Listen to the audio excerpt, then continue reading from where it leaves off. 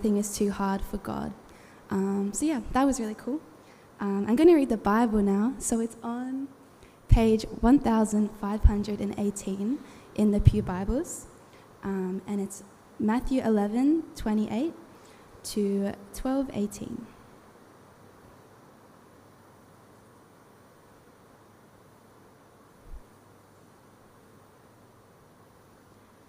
Come to me, all you who are weary and burdened, and I will give you rest. Take my yoke upon you and learn from me, for I am gentle and humble in heart, and you will find rest for your souls. For my yoke is easy and my burden is light. At that time, Jesus went through the grain fields on the Sabbath. His disciples were hungry and began to pick some heads of grain and eat them. When the Pharisees saw this, they said to him, "Look, your disciples are doing what is unlawful on the Sabbath." He answered, "Haven't you read what David did when he and his companions were hungry? He entered the house of God, and he and his companions ate the consecrated bread, which was not lawful for them to do, but only for the priests. Or haven't you read in the law that the priests on Sabbath duty in the temple desecrate the Sabbath and yet are innocent? I tell you that something greater than the temple is here. If you had known what these words mean, 'I desire mercy, not sacrifice,' you would not have condemned the innocent, for the Son of Man is Lord of the Sabbath." Going on from that place, he went into their synagogue, and a man with a shriveled hand was there. Looking for a reason to bring charges against Jesus, they asked him, "Is it lawful to heal on the Sabbath?" He said to them, "If any of you has a sheep and it falls into a pit on the Sabbath, will you not take hold of it and lift it out? How much more valuable is a person than a sheep? Therefore it is lawful to do good on the Sabbath." Then he said to the man, "Stretch out your hand." So he stretched it out, and it was completely restored, just as sound as the other. But the Pharisees went out and plotted how they might kill Jesus. Aware of this, Jesus withdrew from that place. A large crowd followed him, and he healed all who were ill. He warned them not to tell others about him. This was to fulfill what was spoken through the prophet Isaiah. "Here is my servant whom I have chosen, the one I love, in whom I delight. I will put my spirit on him, and he will proclaim justice to the nations." This is the word of the Lord. Please join me in praying for the sermon. Dear Lord, thank you for the chance to gather here this morning, and I pray that you will be giving Blake wisdom and teaching us from your word. In Jesus' name, amen. And the kids can head out with their leaders.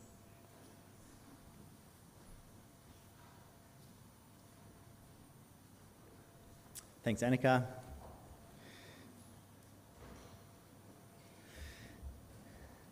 We are working on a new series for this new congregation, also doing it at our 8:15 congregation, about the good news and everyday good news.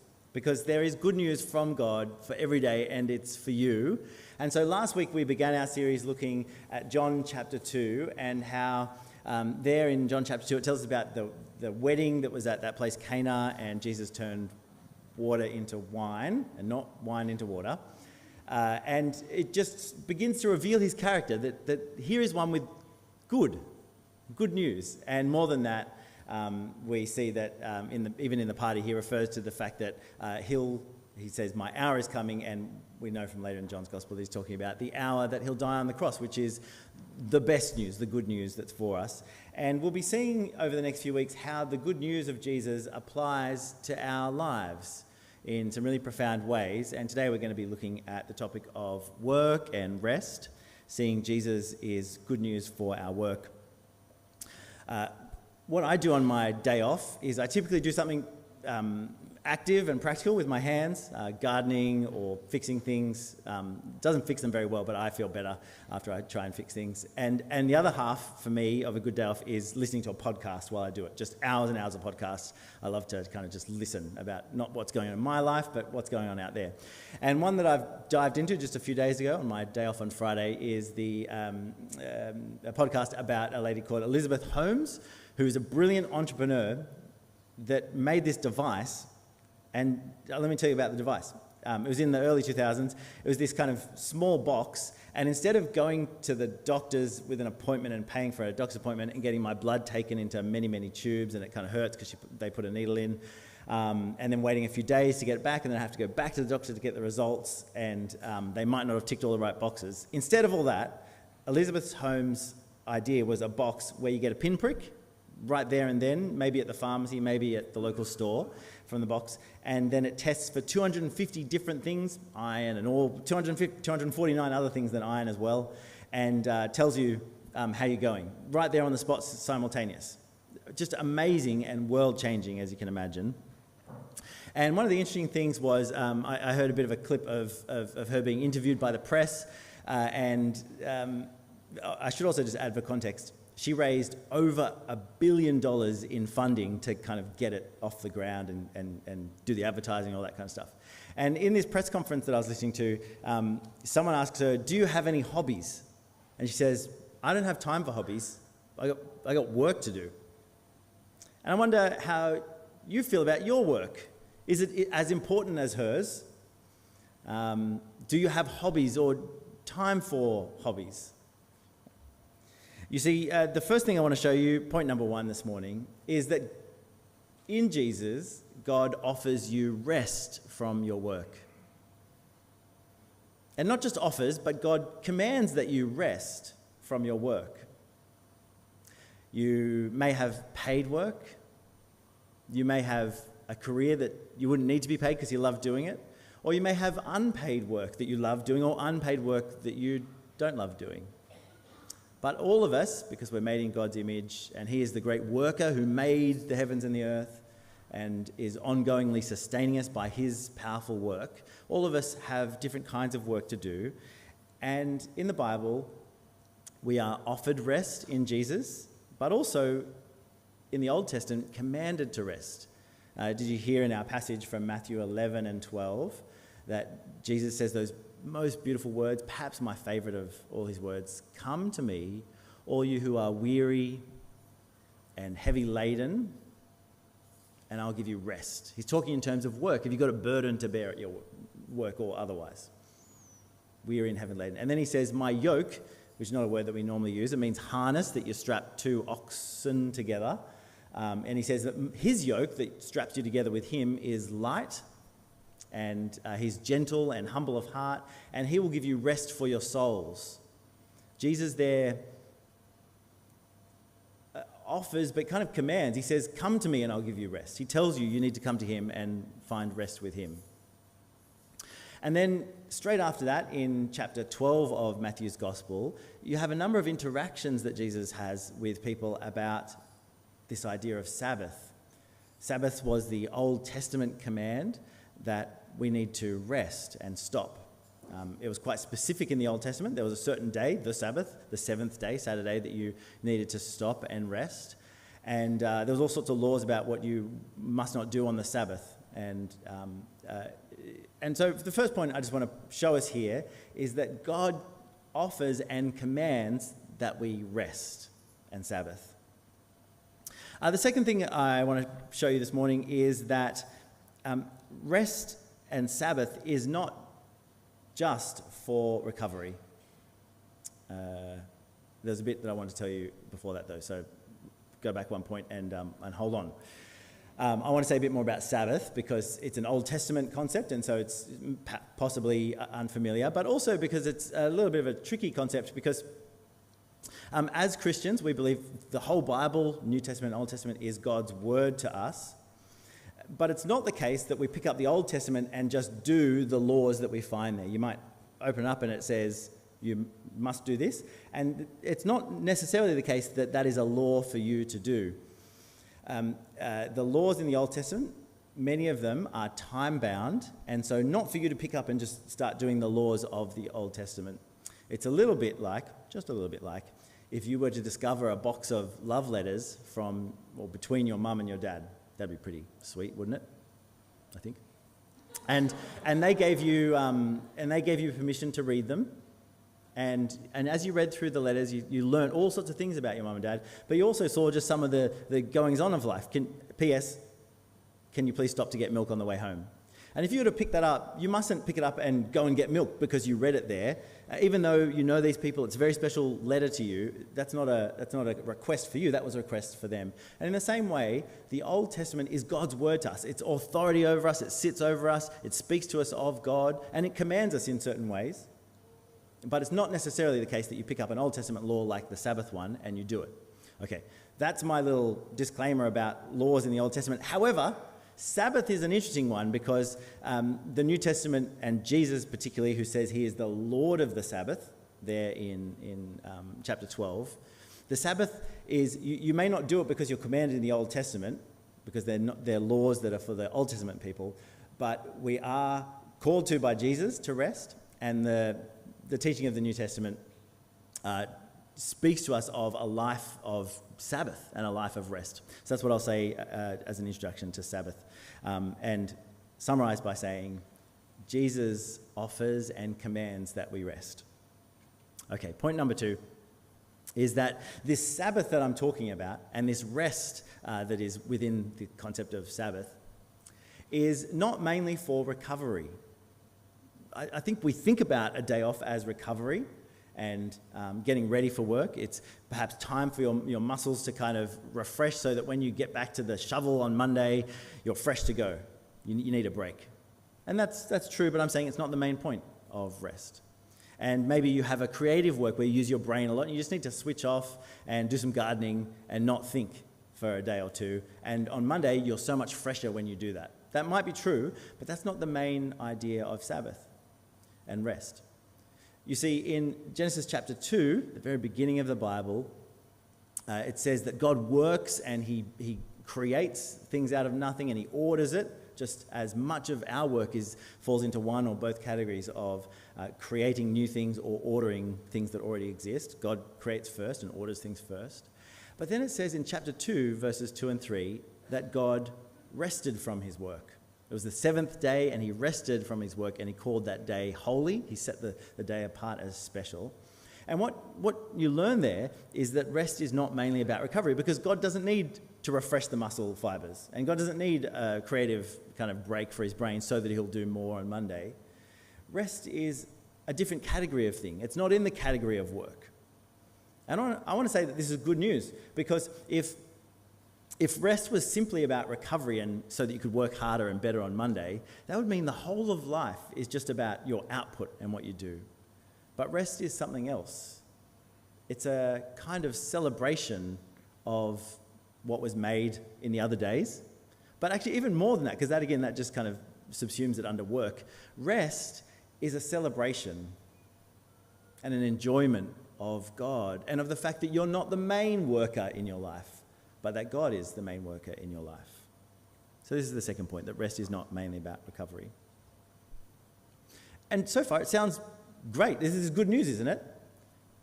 Rest is not about recovery. It's about this kind of celebration of receiving God's blessings and just kind of sitting under him as a creature rather than a creator yourself. And he says that you need to rest and offers rest in Jesus. But isn't it the case that we're poor at resting? You're a bad rester, aren't you? I'm a bad rester. Well, I don't know all of you, but I know some of you and I know me. I'm not a very good rester. I'm restless. And so sometimes I'll listen to so much podcast and I'll garden so hard that I get to the end of the day and I just feel a bit harried and kind of overfull of podcast. And I don't feel restful and I don't feel like I've celebrated. I just feel like I blasted through a day with maybe some nicer food and some more podcasts, but not particularly restful. And that's, I think, one error we make with rest is that we overfill it with other things. Another, I think, failure that you and I have with rest is that sometimes we don't stop work at all. We either literally go and check the emails or make the phone calls and do the things that are on our work to-do list, and so we don't stop. Or we're disciplined enough to not look at the emails and not actually do actual work, but it's going on in our head, and we're playing over the conversation with so-and-so yesterday, and we're planning for what we're going to do next week, and we don't really stop working in our heads. In these ways, I think that we're a pretty restless society is what I'm going to say. I think this is a kind of society level problem, it seems to me.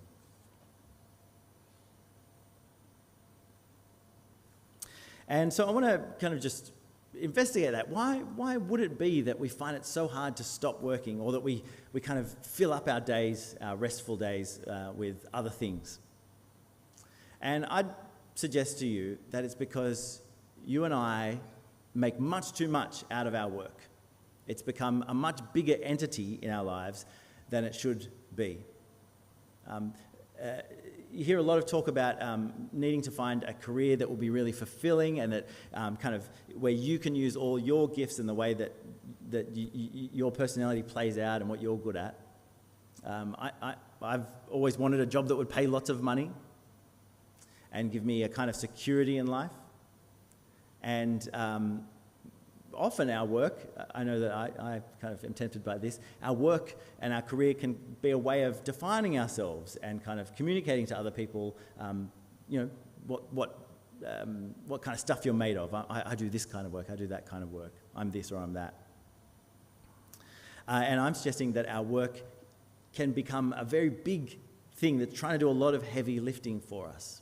Elizabeth Holmes, that I mentioned to you before, they played interviews of her, or kind of transcripts of what she'd said in letters and things to people when she was a very young girl.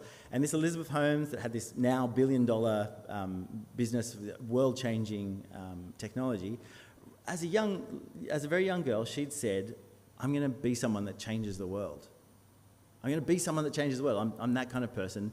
And so all the plans she made, and even through university, she decided it wasn't worth finishing her Stanford degree, because she knew what she was going to do. She was going to change the world, and she was ready to go. So she actually quit. She found that she wasn't doing any hobbies, and she wasn't going to many lectures, because she was just working on this world-changing idea. And you see what I'm saying here, that for her, work was becoming this thing that did a lot of heavy lifting for her. It defined who she was, and it was going to her work would prove to the world that she is a world-changing kind of person.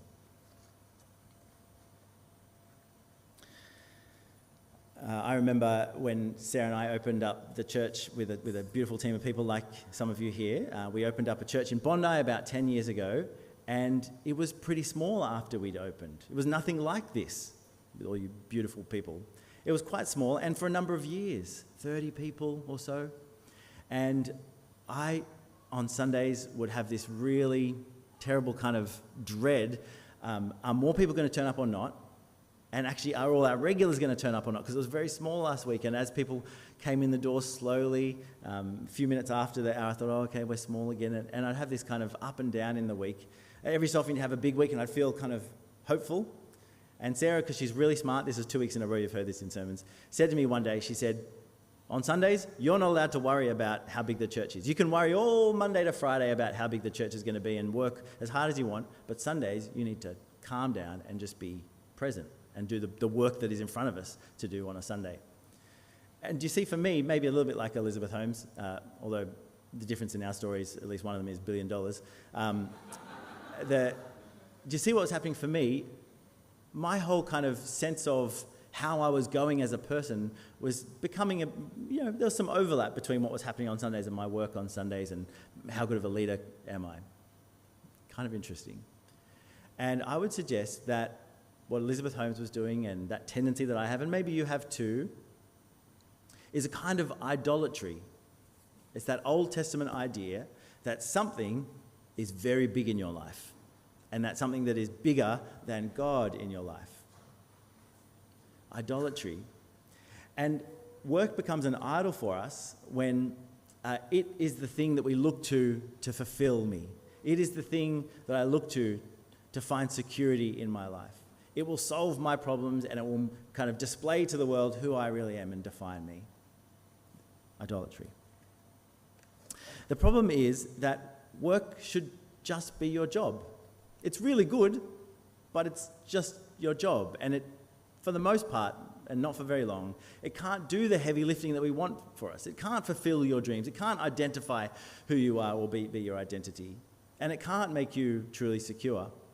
Elizabeth Holmes, that I've been speaking of with the company Theranos, I think it was, Theranos, the blood prick machine. One of a number of problems that came out in the story is her machine couldn't do the thing that she said it could do. And she was raising $1 billion and she was selling it to huge companies to roll out in their facilities and making promises and contracts. And it came out, it just couldn't do what she wanted to. She had hoped that it could kind of be her world. She needed it to be a world-changing moment. And I think she kind of hoped that they'd get there in the end. But she so needed it to prove to the world, her work to prove to the world who she was, that she just had to kind of lie and kind of believe that it would somehow come out for her. It became much too big for her. It also came out that there was huge amounts of kind of secrecy and bullying and all sorts of kind of toxic stuff going on because people were trying to force this organisation to be something that it couldn't be, a world-changing, life-changing thing for her and for everybody else. They were expecting way too much from that company and what it could do for her particularly.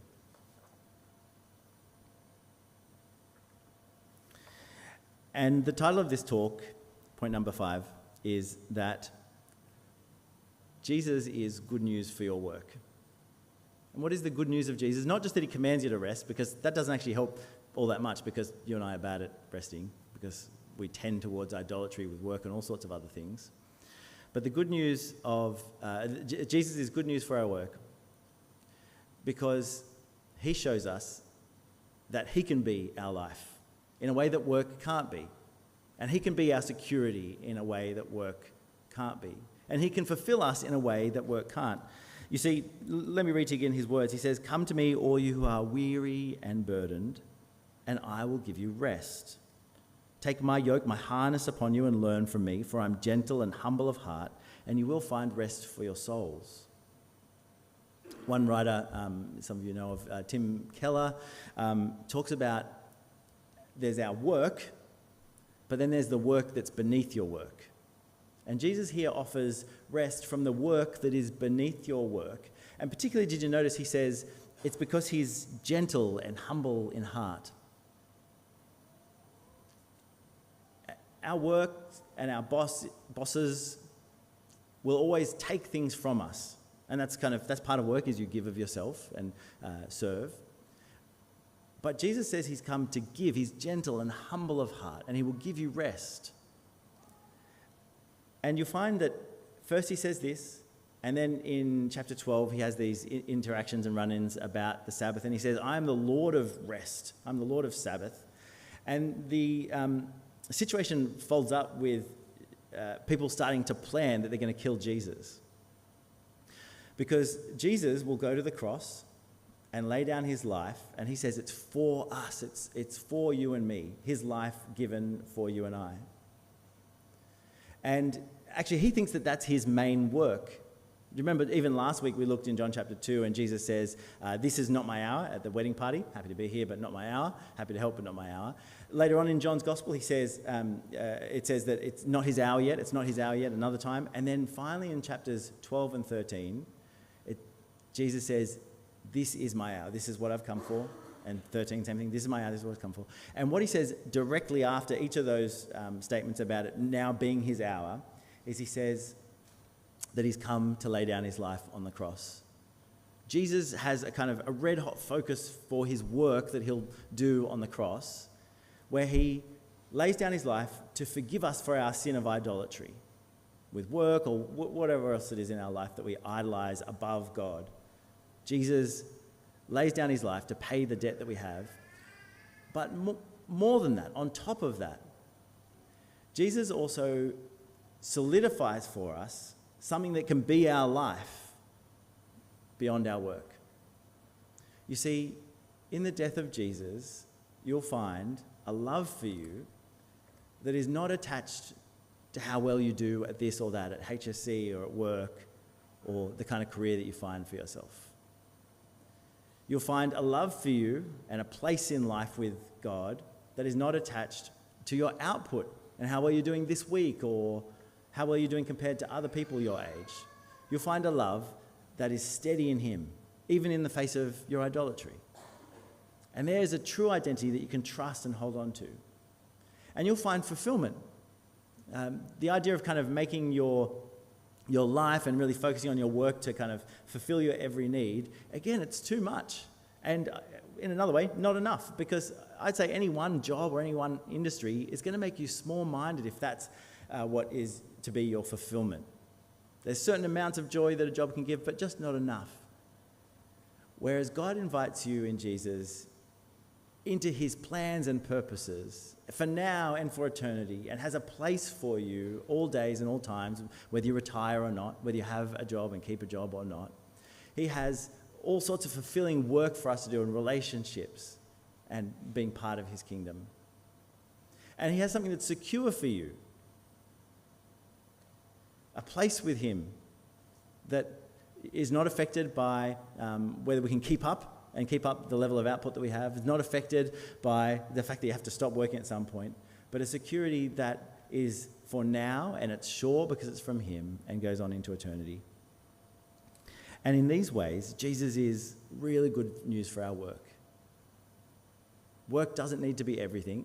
Work can just be the job that we have. It might be great, but it's still just our job. It might be terrible, but it's just a job, and there's more to you because of Jesus. When I was at Bondi, there was lots of entrepreneurs, actually. Lots of lawyers and entrepreneurs. They kind of seem to hang out together for some reason. Interesting. And one of the entrepreneurs there became very successful. He had tens of millions of dollars of contracts with very big companies asking him, as soon as your app gets up, we want you to roll it out at our work, at our organisation. But he was someone who followed Jesus, and he'd come to Jesus and he'd found rest there. And so for him, Saturday was his day off. And lots of people, maybe you, but definitely lots of people in Bondi work right through the weekend and you kind of keep going with what's needed. And maybe that's even the culture at your work. But and he was an entrepreneur, so he was the boss, so he can kind of guide this. He just took every Saturday off, and everybody at the big companies and the small and the people that worked for him knew that he was someone who rested on Saturdays, and you just couldn't raise him on Saturdays. Because he knew that he needed something more than his really successful app. And it was beautiful for me to see, because there were times where some of the contracts started to get cancelled before they'd even kind of rolled out because of COVID and things. And his whole life did not blow up when the multi-million-dollar contracts got cancelled, because his life was hid with Christ, to use that phrase from Colossians chapter 3. His life was hidden with Christ, and he was secure there. And so I want to encourage you in the last point number 6, that we need to rest. We need to stop. We need to see that our work is good, it's a gift from God, it's a reflection of his working character, but it's not everything. And so a few suggestions for you. We need to find the discipline to stop, to actually switch off, to stop the actual work, to stop thinking about work. And that might take some time and certain practices that help you disconnect. Secondly, we need to do some work on our rest time. What I'm saying there, the reason I'm saying that is because in Matthew chapter 11, Jesus says, "Come to me, all you who are weary and heavy burdened, and I'll give you rest. My yoke is light." That is, his harness for doing his work is I think what's going on here is that Jesus thinks you're always working for someone. You're always finding your identity and your fulfillment and your security somewhere. And so he's saying, even when you rest, you've got to sit under my headship and him as the boss. So the first thing I'm saying is, in order to rest, we need to actually stop. Secondly, we need to do the work of Jesus, which is light, and he's humble of heart. But he says, take my yoke upon you. I think that means, sit under his authority. And secondly, he says, learn from me. And so in our rest, we need to listen to his words and kind of lean into him as Lord and maybe process some of the stuff that's going on at work. Maybe, like Jesus says, learn from him and forgive your enemies from that week. Hopefully it's only that week, but maybe the new ones that week. And learn from him and find the rest for your soul, your rest from the work that's beneath your work. Again, it really reminds me of Jesus' other words about money, where he says, you can't have two masters. You can't serve money and God. You'll hate one and love the other, and one will win. He said, you must just choose one. And Jesus is saying, come to him. See him as your rest. See him as your Lord, and know that your work doesn't define you. He does. He makes you who you are. And your work won't fulfill you. It might be fun or it might be really hard. Either way, that's okay, because you have a fulfillment in him and his kingdom.